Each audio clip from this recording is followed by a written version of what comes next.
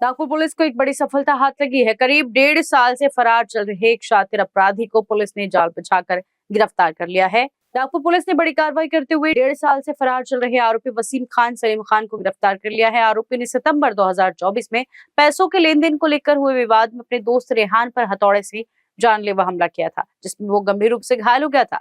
वारदात के बाद आरोपी लगातार फरार रहा और मध्य प्रदेश समेत कई राज्यों में अपनी पहचान छिपाकर रह रहा था। यशोधरा नगर पुलिस ने तकनीकी जांच और मुखबिर की सूचना के आधार पर उसे माजरी इलाके से गिरफ्तार कर लिया है। वसीम खान सलीम खान हा मूळचा राहणारा गोंदियाचा आहे आणि तो रहमतनगर माजरी पोलीस ठाणे यशोधरा नगर येथे राहत होता।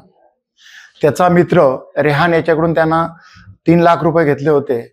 रेहान हा ऑटो डीलचं काम करतो, त्यासाठी वसीमने त्याच्याकडून 3 लाख रुपये घेतले होते आणि 3 लाख रुपये न देता गाव सोडून नागपूर येथे राहण्यासाठी आलाय गोंदियावरनं।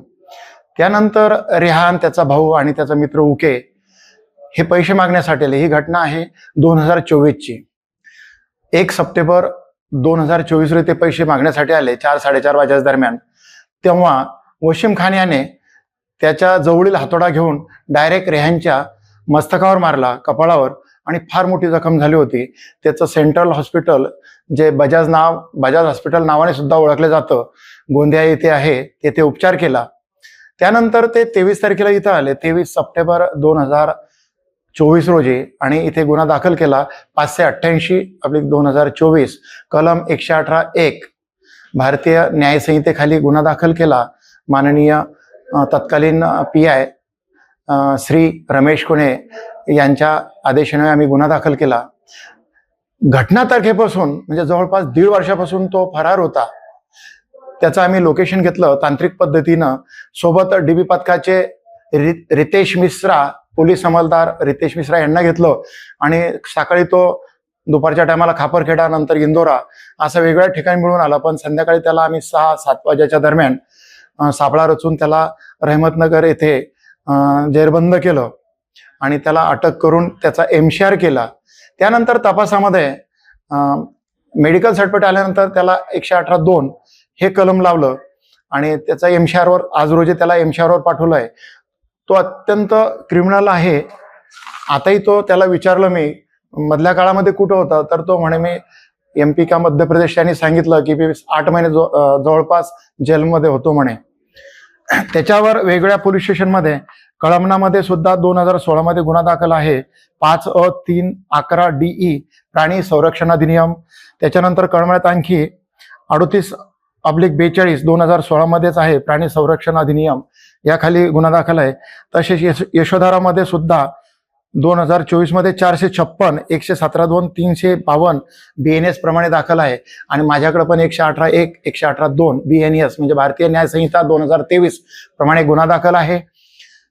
आज रोजी त्याचं बेल होईल किंवा तो जेल पास होईल। तो जवळपास 1.5 वर्षापासून फरार होता।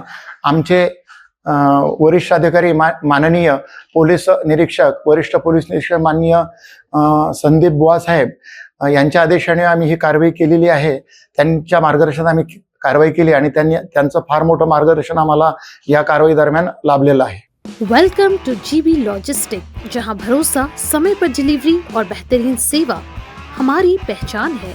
हमारी वेल मेंटेन ट्रक्स की फ्लीट और एक्सपर्ट ड्राइवर्स टीम हर डिलीवरी को बनाती है सुरक्षित, समय पर और आपकी जरूरतों के मुताबिक। GB logistic, expert team, skilled and experience staff जो हर ऑपरेशन को बनाते हैं स्लीमलेस।